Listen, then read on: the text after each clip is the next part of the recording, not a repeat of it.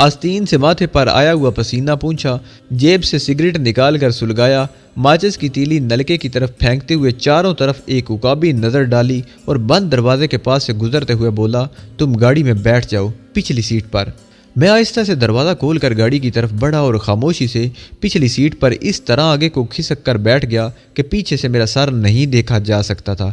میرے بیٹھتے ہی وہ اگلی سیٹ پر آ گیا اور گاڑی اسٹارٹ کر کے اسے گھما کر کچی سڑک پر ڈال دیا۔ اس نے میری طرف چہرہ گھمائے بغیر کہا، اسی طرح بیٹھے رہنا۔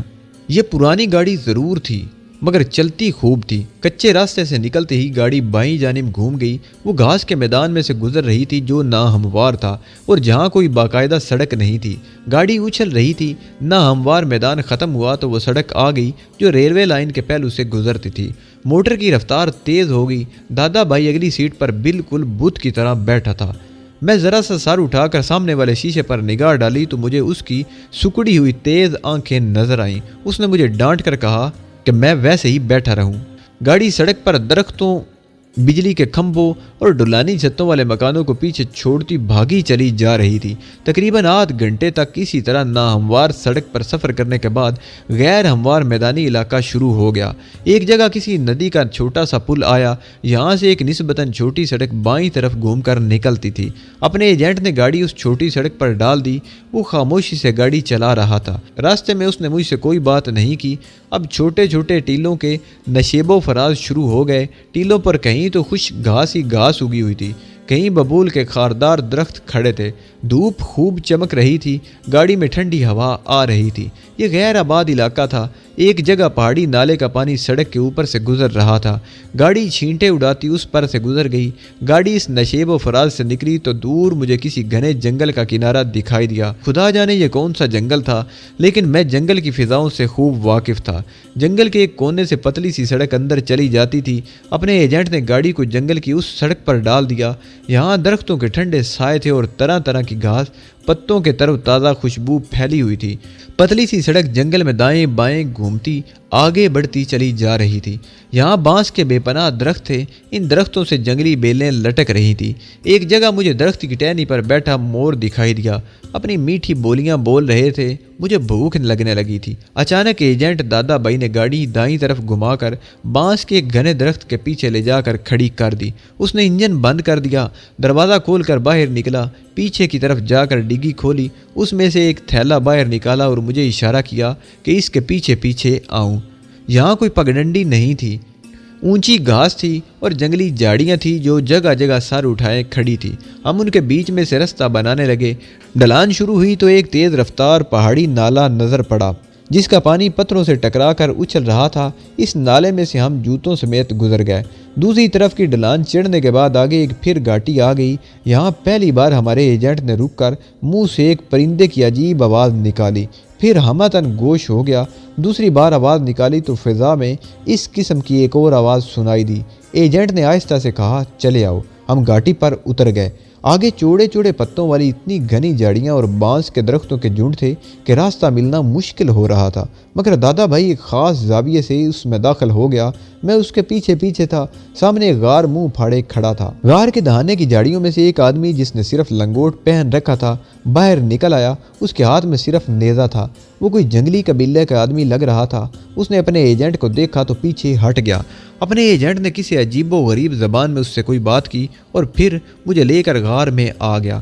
غار کے اندر جا کر پتھروں کے قدرتی ستونوں کے عقب میں ایک جگہ تیل کا چراغ روشن تھا۔ ستونوں کے پاس پہنچتے ہی مجھے سانپ کی پھنکار کی آواز آئی اور کسی نے مجھے پیچھے سے تھام لیا۔ رگھو، میرے پتی دیو۔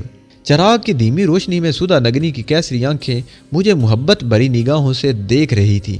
اس کی آنکھوں میں والہانہ پیار کا جذبہ جھلک رہا تھا۔ اس کا سانپ بیٹا ساہو اس کی گردن سے لپٹا ہوا تھا اور آج پہلی بار میرے دل میں اس کی محبت کا جذبہ بھڑک اٹھا تھا، لیکن اس کا سانپ مجھے اس سے دور رکھے ہوئے تھا۔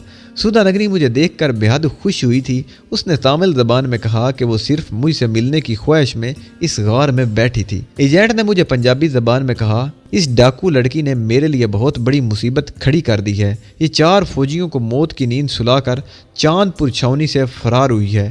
کاش یہ میرے پاس نہ آتی، لیکن اسے میرے کوارٹر کا رستہ معلوم تھا۔ یہ تم سے ملنے کو بے حد بے تاب تھی۔ اس جنگلی عورت نے مجھے دھمکی بھی دی کہ اگر اس نے مجھے تم سے نہ ملایا تو یہ میرا بانڈا پھوڑ دے گی۔ اس عورت سے جتنی جلدی ہو سکے نجات حاصل کرو، نہیں تو میں تمہاری حفاظت کا ذمہ لینے سے معذرت چاہوں گا۔ میں نے اپنے ایجنٹ کو تسلی دینے کی کوشش کی اور کہا کہ سودھا نگنی ایک جذباتی عورت ہے اور مجھے چونکہ اپنا خاوند سمجھ بیٹھی ہے، اسی لیے پتی ورتا استری ہونے کے ناطے ایسا کرتی ہے۔ ایجنٹ نے کہا میں کل شام کو صرف تمہاری خاطر یہاں آؤں گا۔ کل تک تم اس ڈاکو لڑکی کو یہاں سے چلتا کرو تاکہ تم میرے ساتھ واپس چلو اور میں تمہیں انڈیا کا بارڈر کراس کروا کر اپنی ذمہ داری سے سبکدوش ہو سکوں۔ اس نے تھیلا میری طرف بڑھا کر کہا اس میں تم لوگوں کے کھانے کے لیے روٹیاں اور مچھلی ہے جو کل کے لیے کافی ہوں گی۔ یہ کہہ کر ایجنٹ دادا بائی خاموشی سے غار کے دہانے کی طرف چلا گیا۔ سودھا نگنی دیوار سے ٹیک لگائے بیٹھی اپنے سانپ کو پیار کر رہی تھی۔ میں اس کے پاس جا کر بیٹھ گیا تو وہ بولی رگو یہ تم پنجابی زبان میں باتیں کیوں کر رہے تھے؟ میں کچھ اس زبان کو سمجھنے لگی ہوں۔ ارے تم لوگ مجھ سے الگ ہونا چاہتے ہو تو بے شک چلے جاؤ۔ جانے سے پہلے اپنا ایجنٹ مجھے خبردار کر گیا تھا کہ یہ جنگل اگرچہ بظاہر شہر سے کافی دور واقع ہے مگر فوج ہماری تلاش میں یہاں بھی پہنچ سکتی ہے، اس لیے ہمیں غار سے باہر جنگل میں بہت سوچ سمجھ کر نکلنا چاہیے۔ سودھا نگنی نے اپنا سر گھٹنوں پر رکھ دیا۔ میں نے اس کا چہرہ اوپر اٹھایا تو آنکھوں میں آنسو تھے۔ رگو میں تمہیں اپنا پتی دیو مان چکی ہوں، تم جانا چاہتے ہو تو میں تمہیں ہرگز نہیں روکوں گی، لیکن اتنا بتا دیتی ہوں کہ تمہارے بعد میں زندہ نہیں رہ سکوں گی۔ رگو دیو تمہارے بغیر میں کس لیے زندہ رہوں گی؟ میں نے کرتے کے پلو سے سودھا نگنی کے آنسو پوچھے اور شاید پہلی بار محبت بھرے لہجے میں کہا کہ میں اسے چھوڑ کر نہیں جاؤں گا۔ خوشی سے اس کا چہرہ کھل اٹھا۔ اس نے میرے بازو تھام لی اور بولی رگو تم سچ کہتے ہو نا؟ تم مجھے چھوڑ کر نہیں جاؤ گے نا؟ پھر وہ ذرا سا مسکرائی اور شرارت امیز نظروں سے تکتی ہوئی کہنے لگی رگو تم مجھے چھوڑ کر چلے بھی جاتے تو میرا بیٹا سانپ تمہیں واپس آنے پر مجبور کر دیتا۔ وہ تمہارے جسم کی خوشبو پہچانتا ہے۔ وہ ہنسنے لگی۔ مجھے اس کے سانپ کی کوئی پرواہ نہیں تھی، لیکن حقیقت یہ ہے کہ مجھے سودھا نگنی کے پاس رہتے ہوئے اب بہت اچھا لگتا تھا۔ میں نے سودھا سے پوچھا کہ وہ چھاونی سے فرار کیسے ہوئی؟ اس نے اپنے سانپ بیٹے کا سر چوم لیا اور بولی جب تک میرا بیٹا سہو میرا دودھ پیتا ہے جو مرد میرے قریب آ جائے مر جائے گا۔ یہی ان 4 مرہٹا فوجیوں کے ساتھ ہوا جنہوں نے مجھے قید میں ڈال رکھا تھا۔ وہ رات کو مجھے قید سے نکال کر ایک ویران بیرک میں لے گئے اور انہوں نے بھی وہی غلطی کی جو ان کی موت کا باعث بنی۔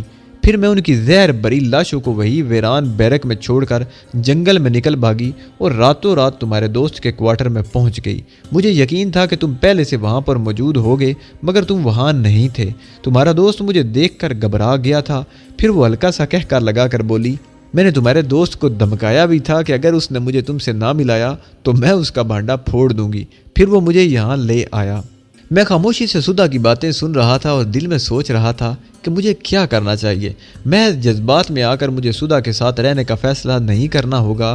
جذبات کا کیا ہے، یہ تو سمندر کی موجوں کی طرح آتے ہیں اور گزر جاتے ہیں۔ سودھا نگنی میرے ساتھ لگی بیٹھی تھی۔ میں تھیلے میں سے روٹی نکال کر سامنے رکھ دی۔ ہم نے مچھلی کے ساتھ روٹی کھائی۔ جنگلی پہرے دار نے ہمیں کٹورے میں باہر سے پانی لا کر دیا۔ سودھا نگنی بے انتہا گرویدگی کا مظاہرہ کرنے لگی تھی۔ اس کی گرویدگی میرے قدموں میں مزید زنجیریں ڈال رہی تھی۔ روٹی کھانے کے بعد اس نے کہا رگو اب ہمارا یہاں کیا کام؟ ہمیں یہاں سے واپس اپنے اڈے پر نرولا کی پہاڑیوں میں چلے جانا چاہیے۔ ہمارے پاس گھوڑے نہیں ہیں لیکن میں سارے جنگلی راستوں سے واقف ہوں۔ میں تمہیں ایک ہی رات میں واپس اپنے ٹھکانے پر لے جاؤں گی۔ میں کش مکش میں پڑ گیا۔ ایک طرف سودھا نگنی تھی، اس کے ساتھ میری والہانہ حالت تھی اور دوسری طرف اپنا وطن پاکستان جہاں میں مکمل تحفظ اور آزادی کے ساتھ زندگی بسر کر سکتا تھا۔ کچھ سمجھ میں نہیں آ رہا تھا۔ میں نے سودھا سے کہا ہم کل چلیں گے، پہلے علاقے کا جائزہ لیں گے کہ دشمن مخبر سپاہی ادھر آئے تو نہیں۔ سودھا نے پھنکار کر کہا وہ ہمیں روک کر تو دیکھیں۔ رگو تم نے اس سے پہلے کبھی اس طرح کی بزدلی کی باتیں نہیں کی۔ میں نے کہا سودھا ہمارے پیچھے انڈین ملٹری انٹیلیجنس لگی ہے اور یہ کوئی معمولی بات نہیں ہے۔ ہمیں ہر قدم سوچ سمجھ کر ہی اٹھانا چاہیے۔ سودھا نگنی اٹھ کر کونے میں چلی گئی اور اپنے بیٹے کو دودھ پلانے لگی۔ سانپ کو دودھ پلاتے دیکھ کر مجھے یوں لگا جیسے سودھا نگنی انسان نہیں سانپ ہے۔ میں نے فیصلہ کر لیا کہ میرے لیے یہی بہتر ہے کہ بارڈر کراس کر کے پاکستان چلا جاؤں۔ واقعی اس قسم کی محبتوں میں 99% جذبات اور 1% عقل کا عمل دخل ہوتا ہے۔ رات ہم نے غار ہی میں گزاری۔ زمین پر سوکھی گھاس کا بستر لگا تھا۔ کچھ دیر سدھا نگنی میرے قریب بیٹھی مجھ سے باتیں کرتی رہی۔ اس کی آواز آہستہ آہستہ سانپ کی سسکار میں تبدیل ہو گئی تھی۔ پھر وہ اچانک مجھ سے تھوڑا پرے ہٹی اور بولی، رگو، میرا بیٹا تیرے میرے بیچ آ گیا ہے۔ میں نے کوئی جواب نہ دیا اور دیوار کی طرف پہلو بدل کر آنکھیں بند کر لی۔ آنکھ کھولی تو غار کے دہانے کی جانب دن کی روشنی اندر آ رہی تھی۔ سدھا نگنی وہاں نہیں تھی۔ میں اٹھ کر باہر آیا تو جنگلی پہرے دار اپنی زبان میں کچھ کہا جسے میں نہ سمجھ سکا۔ اس نے ایک طرف اشارہ کیا۔ وہ مجھے بتا رہا تھا کہ سدھا نگنی اس طرف جنگل میں گئی ہے۔ میں گھاٹی کے نشیب میں آیا تو سدھا نگنی امروٹی کی گھنی جھاڑیوں کے درمیان والے چھوٹے تالاب میں نہا رہی تھی۔ میں وہاں سے ہٹ آیا۔ میں نے بھی ایک جگہ جھاڑیوں میں بہتے پانی کی چھوٹی سی دھار کی مدد سے منہ ہاتھ دھویا اور ایک درخت کے پیچھے جا کر چاروں طرف دیکھنے لگا۔ دن کافی نکل آیا تھا۔ جنگل پرندوں کی چہکار سے گونج رہا تھا۔ ٹھنڈی مرطوب ہوا چل رہی تھی۔ وہ اپنے لمبے سیاہ بالوں کو نچوڑتی چلی آ رہی تھی۔ میری طرف دیکھ کر مسکرائی اور بالوں کو جھٹک کر بولی، میں نے تمہیں آج بڑے غور سے دیکھا رگو۔ تم گہری نیند سو رہے تھے۔ اور پھر بڑا عجیب سا کہکا لگا کر ہنس پڑی۔ میں اٹھا اور اسے ساتھ لیے غار کی طرف چل پڑا، کیونکہ جنگل میں دن کی روشنی میں رہنا خطرناک تھا۔ غار میں آ کر ہم نے رات کی بچی ہوئی روٹی اور مچھلی کھائی اور سدھا نگنی نے اپنے سانپ بیٹے ساؤ کی فیڈنگ شروع کر دی۔ میں نے دوسری طرف منہ کر لیا۔ سدھا تنگ کر بولی، رگو، کیا تم مجھے اس حالت میں نہیں دیکھ سکتے؟ ارے تم میرے پتی دیو ہو۔ یہ اگر میرا بیٹا ہے تو تمہارا بھی بیٹا ہے۔ میں نے کوئی جواب نہ دیا اور اٹھ کر غار کے باہر آ کر ایک مٹی کے تودے کے پیچھے کھڑے ہو کر جنگل کا جائزہ لینے لگا۔ میں نے طے کر لیا تھا کہ شام کو جب اپنا ایجنٹ مجھے لینے آئے گا تو میں سدھا نگری کو بتائے بغیر یہاں سے نکل جاؤں گا۔ وہ بعد میں خود ہی واپس اپنے ڈاکوؤں کے پاس چلی جائے گی۔ دوپہر کو ہمارے دونوں جنگلی پہرے دار جنگل سے کچھ پھل توڑ کر لے آئے۔ یہ دونوں جنگلی اپنے ایجنٹ کے آدمی تھے۔ میں حیران تھا کہ اس شخص کی پہنچ کتنی دور دور تک ہے۔ بلا شبہ وہ لائق اور تجربہ کار ایجنٹ تھا۔ دوپہر کے بعد سدھا نگنی میرے پیچھے پڑ گئی کہ ہم وہاں اب کس لیے پڑے ہیں، ہمیں اپنی کمی گاہ کی طرف چل دینا چاہیے۔ میں ادھر ادھر بہانے بنا رہا تھا۔ مجھے شام کا انتظار تھا۔ میں اکیلا وہاں سے نکلنے کا خطرہ مول نہیں لینا چاہتا تھا۔ میں غار کے اندر سے سدھا نگنی کے پاس بیٹھا، اسے باتوں میں لگائے ہوئے تھا کہ ایک پتھر پر دیا جل رہا تھا۔ میں ہلکی غنودگی کے عالم میں تھا۔ سدھا نگنی کی آواز مجھے دور سے آتی سنائی دے رہی تھی۔ اچانک غار میں کسی کے دوڑنے کی آواز آئی۔ میں نے غیر شعوری طور پر سدھا نگنی کو کھینچ کر ایک ستون کے پیچھے کر لیا۔ ہمارا جنگلی پہرے دار سامنے آ گیا اور وہ گھبرایا ہوا تھا۔ اس نے باہر کی طرف اشارہ کرتے ہوئے اپنے نیزے کا بندوق کی طرح فضا میں نشانہ لیا، پھر وہ گھبراہٹ کے عالم میں باہر کی طرف بھاگ گیا۔